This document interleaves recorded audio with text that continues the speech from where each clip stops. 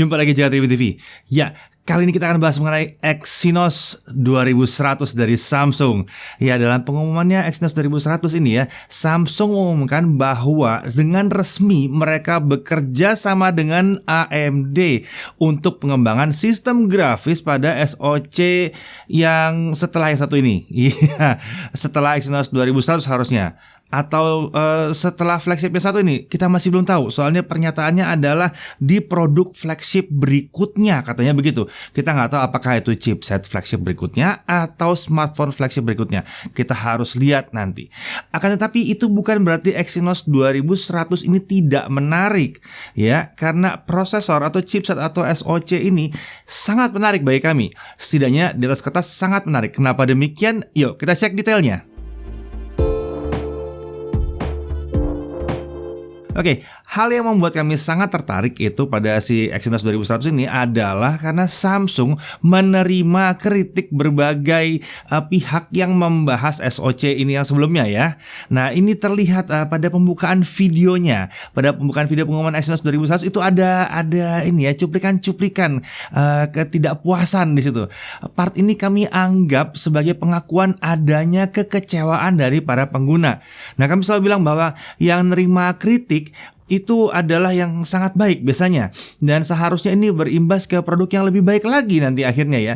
Ini membuat Exynos 2100 di atas kertas ini harusnya jadi menarik karena Samsung mengakui bahwa ada yang salah sebelumnya. Oke, beberapa indikator yang sangat menarik adalah misalnya Samsung sekarang sudah tidak menggunakan custom core Mongoose lagi. Ini yang diisukan dulu jadi penghambat kesuksesan SoC terdahulu mereka. Nah, si Exynos 2100 ini menggunakan Cortex X1 dan A78 terbaru ya. Lalu clock atau gigahertznya si Cortex X1 ini lebih tinggi dibandingkan Cortex X1 di Snapdragon 888. Nah, ini lalu ada lagi peningkatan performa yang signifikan ya janjinya ya. Ada janji performa NPU yang setara dengan Snapdragon 888. Dan yang menarik adalah bocoran-bocoran di internet yang memperlihatkan bahwa Exynos 2100 ini memiliki performa core processor yang bersaing atau bahkan mengalahkan Snapdragon 888. Oh ya, buat kalian yang mendukung SoC Bionic ya, jangan baper, nggak perlu banding-banding di sini. Di Apple itu beda, karena di Apple itu aplikasi menyesuaikan smartphone. Kalau di Android, hardware itu harus ngejar performance untuk menjalankan aplikasi dengan baik. Jadi nggak usah bahas perbandingan dengan Bionic, lagian OS beda, API beda. Kalau itu Bionic udah bisa jalan Android ya, dan smartphone-nya dijual, baru deh kita bahas komparasinya ya. Untuk sekarang kita bahas yang Exynos ini aja dulu. Oke, membahas SoC tentunya kita tidak hanya membahas prosesor saja, karena prosesor itu hanya bagian dari SoC atau sebuah sistem on chip yang jadi intinya sebuah smartphone.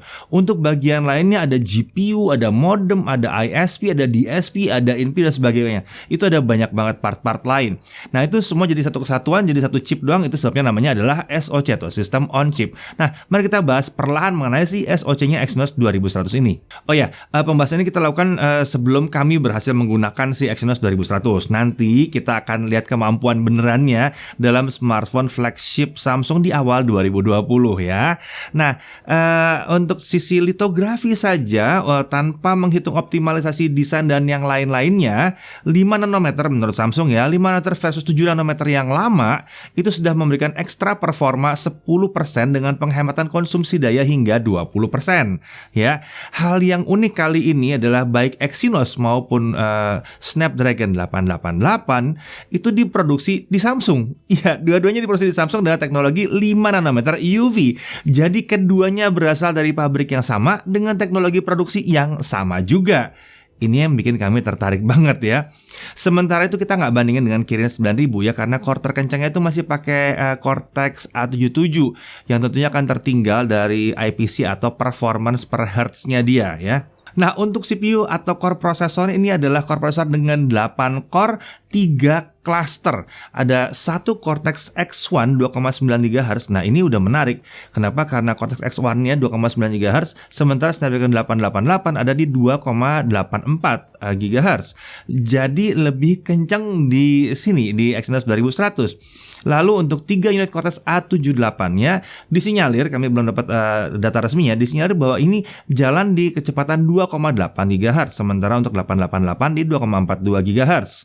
Kemudian untuk 4 Cortex A55 itu disinyalir jalan di 2,2 GHz, sementara 888 itu jalan di 1,8 GHz. Jadi sekilas terlihat nyata bahwa Exynos berusaha mengejar atau bahkan melampaui Snapdragon 888. Uniknya kecepatan Cortex X1 ini bahkan belum mencapai kecepatan maksimalnya. X1 itu bisa sampai 3 GHz harusnya ya. Mungkin kalau dikulik lagi bisa lebih ya. Jadi masih ada ruang kalau Exynos 2100 itu mau dikembangkan jadi varian yang lebih kencang. Mungkin mau bersaing sama 888 Plus. Bisa jadi ya. Sementara itu untuk kecepatan unit lainnya, jika memang data kami benar ya, tentunya menjadi sumber dari rumor performa multicore yang luar biasa besar dari si Exynos 2100. Kita akan tahu kebenarannya setelah kita tes di smartphone benerannya nanti ya. Nah, untuk performa yang lebih optimal, Samsung ini bekerja dengan ARM dalam Cortex X Custom Program. Ini menghasilkan cache memory yang lebih baik, scheduler lebih kuat, dan pengaturan voltase yang lebih efisien. Tentunya ini untuk menghemat daya ya. Hasilnya adalah peningkatan performa yang tinggi, adalah 19% lebih baik untuk single core dibandingkan SoC sebelumnya. Sementara itu 33% lebih baik untuk multi-core dibandingkan dengan SoC sebelumnya. Ini adalah peningkatan yang luar biasa memang. Nanti kita akan lihat ya bagaimana hasil akhirnya ya.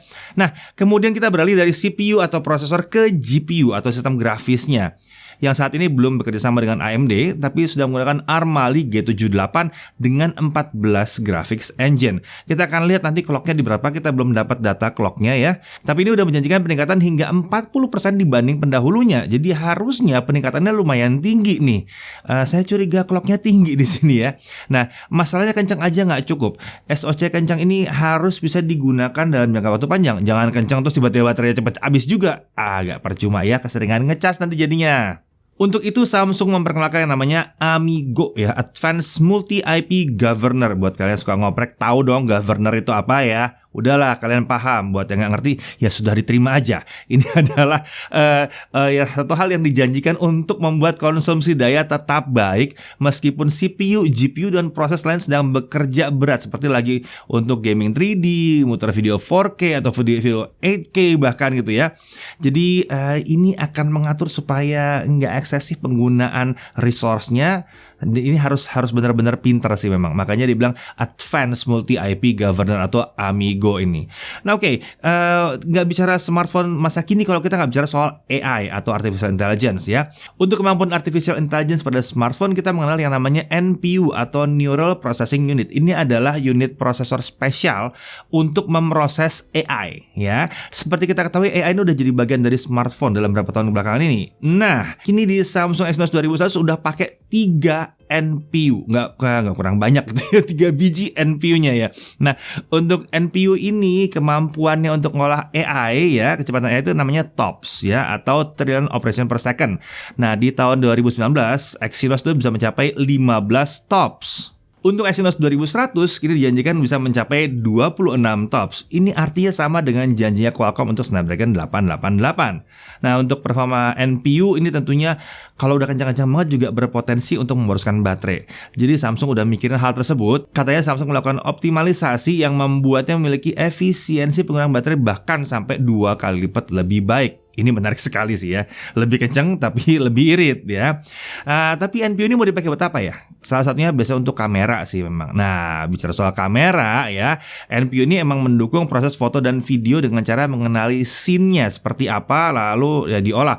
Oke, scene-nya seperti ini. Mungkin kulit manusia, ada banyak kulitnya di situ ya, ada banyak orang di situ. Oke, berarti kulitnya harus dicun warnanya supaya rapi, jangan dikasarin, misalnya kayak begitu. Nah, sementara itu untuk fotografi dan video itu juga ada satu unit lain selain AI. Ada yang namanya ISP atau Image Signal Processor ya. Nah, ISP di Exynos 2100 ini juga sudah baru dan ini membuatnya memiliki kemampuan foto dan video yang baru juga. Komponen SoC dengan kemampuan pengolahan foto dan video ini penting banget memang dalam sebuah smartphone modern. Itu sebabnya jangan heran kalau produsen tuh berlomba mengembangkan ISP yang makin lama makin canggih. Nah, ISP yang sekarang ini, yang di Exynos 2100 itu udah support kamera hingga 200 megapiksel. Sensornya mana saya belum tahu, tapi udah support gitu ya. Nah, ISP ini bisa terhubung dengan 6 sensor kamera. Dan dari 6 sensor yang terhubung itu, 4 bisa aktif secara bersamaan. Dengan ISP dan NP yang baru yang super kencang ini, janjinya setiap foto akan dengan mudah bisa diklasifikasi berdasarkan konten dan disesuaikan pengolahannya secara sangat cepat dan tepat di situnya. Tujuannya supaya hasil kualitas gambarnya baik walaupun modenya auto aja. Itu yang paling penting, bukan kalian tinggal pakai doang, bagus aja hasilnya ya. Nah, dengan multi camera and frame processor atau MCFP ya, ISP ini bisa mengkombinasi input dari multi kamera. Ini berarti proses zoom in dari ultra wide ke wide ke tele itu harusnya bisa mulus tanpa ada patah-patah. Kalau sekarang kita lagi bikin video lalu zoom itu cetok gitu ya, karena nggak pindah-pindah gitu ya. Nah, ini harusnya enggak, karena ketiga kamera bisa hidup bareng-barengan. Tinggal diambil doang partnya gitu. Ini harusnya bisa seperti itu. Nanti kita harus lihat hasilnya seperti apa. Teoritis pergantian kamera saat rekaman video itu juga mulus, bahkan dari kamera depan kamera belakang. Teorinya harus bisa begitu ya.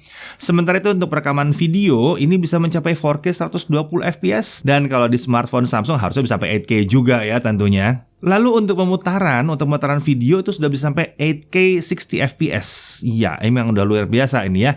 Exynos 2100 ini bahkan sudah menggunakan decoder AV1 untuk video 8K. Bahkan juga sudah menjanjikan pemutaran video 4K 8K yang tanpa boros baterai juga. Sudah beberapa kali saya ngomong tidak boros baterai. Ini menarik sekali. Saya benar-benar harus coba nih 2100 nih ya. Soalnya berulang-ulang kali dibahas soal tidak boros, lebih efisien, lebih irit. Sangat menarik. Nah, tentunya tidak ada smartphone yang lengkap masa kini tanpa modem baru yang support 5G. Ya, yang satu ini Exynos 2100 juga sudah support 5G, tapi berbeda dengan pendahulunya, modem 5G di Exynos 2100 ini menyatu ke dalam SoC. Menyatu di dalam ya. Karena menyatu, otomatis modem ini punya litografi yang sama di 5 nanometer. Baik dari sisi AP maupun 5G modemnya sudah terintegrasi. Ini membuat konsumsi dayanya rendah. Lagi-lagi rendah ya. Nah, modem yang satu ini walaupun namanya modem 5G, tapi otomatis dia juga handling untuk 4G. Jadi sama aja ya. Ada modemnya ini bisa 5G, bisa 4G juga. Nah, modem ini untuk di 5G sudah support spektrum sub-6 yang biasa sama dengan 4G sekarang ya, yang umumnya akan dihidupkan pertama kali di Indonesia dan negara-negara Asia. Tapi dia juga support millimeter wave ya.